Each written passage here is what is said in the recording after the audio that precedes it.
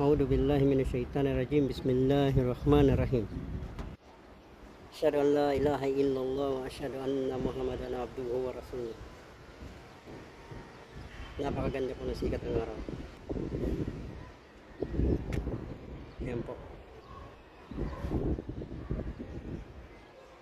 At alhamdulillah. Yan, solar panel. Maglilinis po ako.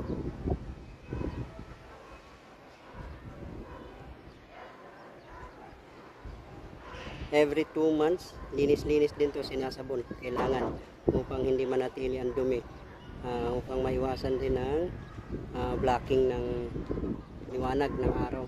Dahil kapag marumi po ang ating solar panel, natiyakan, mababawasan yung pagtanggap ng init at yung kuryente, mababawasan din ang pagbibigay niya.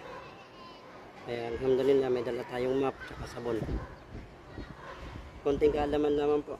Ang biyaya ng Allah subhanahu wa ta'ala ay ganap na. Nasa paligid lamang. Katulad ng sikat ng araw, pakinabangan po natin.